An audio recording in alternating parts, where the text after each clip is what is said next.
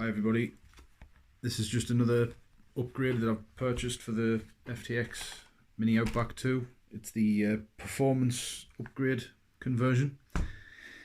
Consists of upgraded stronger servo, individual receiver, individual speed controller, I think is 2S capable, and a lower turn motor. I think the one that's fitted in here is a 57 turn, and I think this takes it down to an 88 just from what I've read, so it should increase low end torque.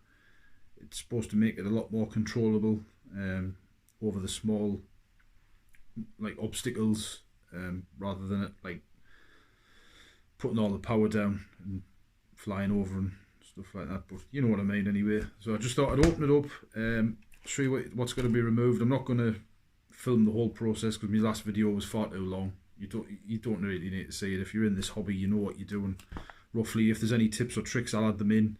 If there's anything that you need to know, I'll put that in. Again, I'll add a little bit of running footage, some comparisons with previous videos that I've got, and also I'll just give you some thoughts, see if it's worth the purchase, because I think it was, I can't remember what I paid for it, 40 quid I think. Probably is a bit excessive. But yeah, so that's it there. We'll quickly open this up.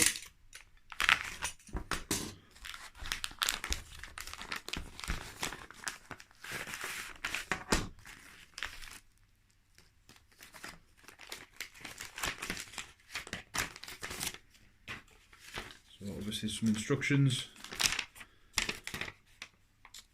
just explaining how to bind it up, set your neutral and throttle and reverse. Just some basic things really, nothing about installation or anything, but it's just, yeah. But it's good that it'll work with the original handset, the controller. You don't have to change that, so that's one of the plus points. New servo saver included. Servo, absolutely tiny. Little motor. There's not much resistance on it, but I'm sure it'll make a difference from what I've heard of previous people who've previously fitted this kit. Receiver, it's fair size. Again, speed controller. Guessing those are binding plugs or something. See, that goes into the receiver. So you've got your motor connection, battery connection. Guessing those are just for accessories, probably for the lights, etc. On off switch. Yeah, we'll give it a go. Again, obviously the truck, shell off as usual.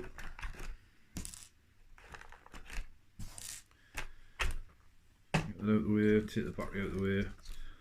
So obviously the servo needs to come out the complete, because that's an all-in-one ESC and receiver, that needs to come out along with that. Obviously your motor, which is in there. So I'll start doing that. I'll do that off camera as said. Anything that I think you need to, I don't know, that might be tricky or whatever, if there's any sort of advice, tips, hints, I will add that in. There we are then, the install's complete. Pretty straightforward.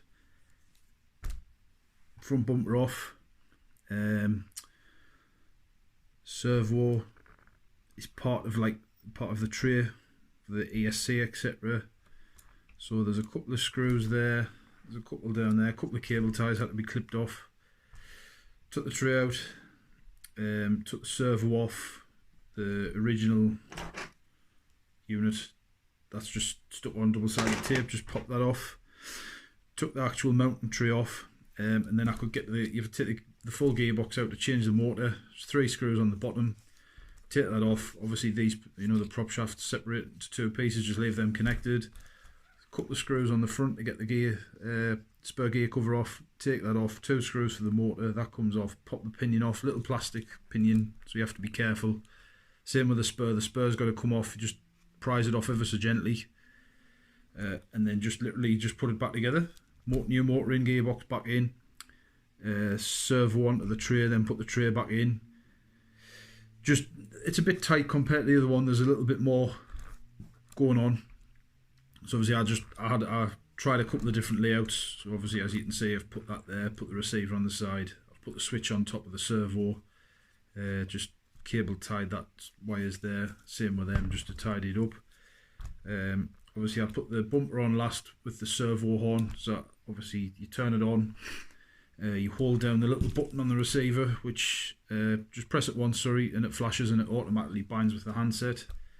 I turned it back off, turned it back on again, and that, after 3 seconds, the speedo recognises and sets its neutral point every time you turn it on. Only thing I'd noticed, when I plugged the motor in, the wires were back to front.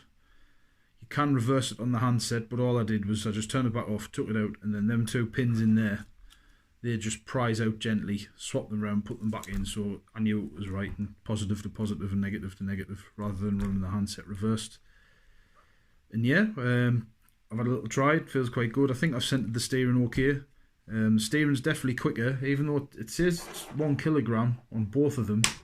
It does seem quicker. I don't know if there's just better voltage coming from the ESC. Maybe the Beck's a bit better or something, if it's got Beck, I don't know.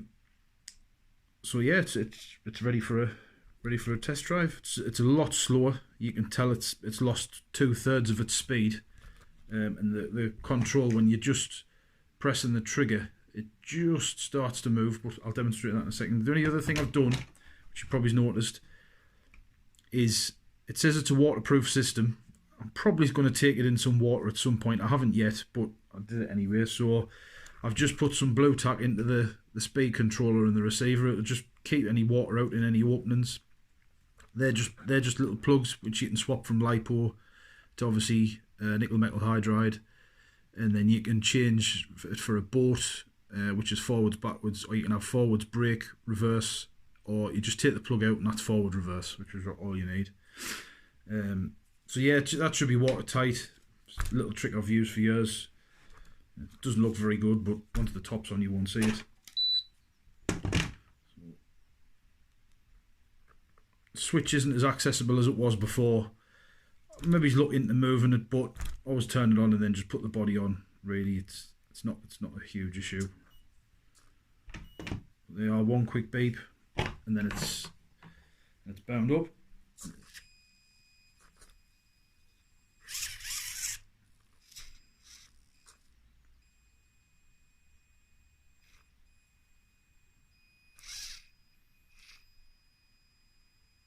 I'm trying to be so gentle with the throttle just to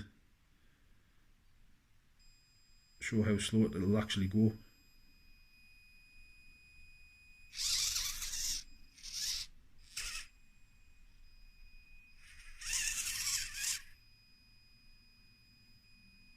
It's going to take some practice, that, but yeah, that's as quick as it goes.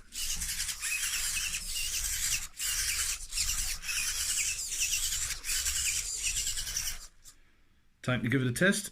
Let's see how it performs. Thanks for watching.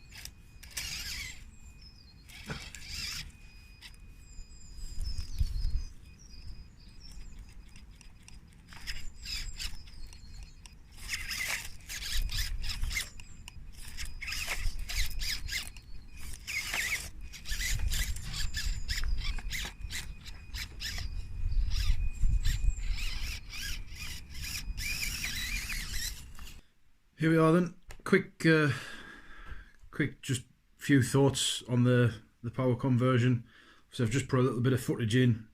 Again, same little bit with the rocks in the garden that I use. I'm going to try a few different lines, make up a new course, a few little bits and pieces. So I've got a feeling I'm still going to have plenty of time on my hands over the next couple of weeks. But yes, it has a lot more torque. It has lost a lot of wheel speed, and you have so much more range on the throttle. And I think that is going to take some getting used to. I think you're going to, well, I'm going to have to drive it differently. I don't know. It's going to require a bit more throttle control, and you're going to need to know when to hit full throttle a bit more. Because there was a couple of times I tried a couple other bits off camera where it was coming down like a steep embankment, and it didn't have enough wheel speed. Whereas before you were on, like, you know, half throttle, something like that, whereas you need to pin it. I think it's going to be an advantage once I get the grips with it. I am going to put the other wheels back on because I have weight in the other wheels, and I think the fact that these wheels don't have weight in them, for all the tyres are very soft and squishy and they dig in, I think it's at a bit of a disadvantage. So I think I'll be going back to the stock wheels, and maybe just look out. I know you can get these tyres for the stock wheels, similar tread pattern. So, but I think everywhere's out of stock as the time of this video. So I will be getting a set of those for the stock wheels, with the weights inside, because the weight definitely helps to keep the truck more planted. I need to move the switch. The switch isn't in an ideal place, which I'm going to do that now. But yeah, is it worth it?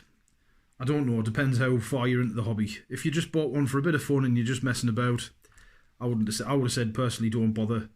If you want it to be a bit more capable, you use it a bit more, you have more challenging features, more climbing, more rocks, that sort of thing, then yeah, it's worth it.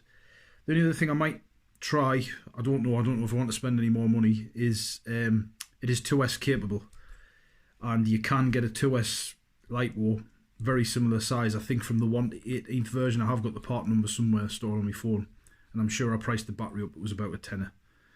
So whether the 2S would just give you a bit more wheel speed, but you'd still have the controllability and the low end torque, that might be better. I don't know, but it certainly needs some more running, and just like you say, just adjust to the changes really. The only other thing which I haven't mentioned is the servo. I didn't think the servo would be any different, but that is the biggest thing that I noticed. The power the servo's got and how fast it operates. I think that is going to be that. Well, you've just got more manoeuvrability because it has more power. It doesn't get stuck and like hung up. It can turn in more awkward places. It's got the power to do that. So yeah, that's it. If you like it, give us a thumbs up. All that business. If you want to, you don't have to. I'm not bothered. Bit of fun for myself, I've said before in the previous videos.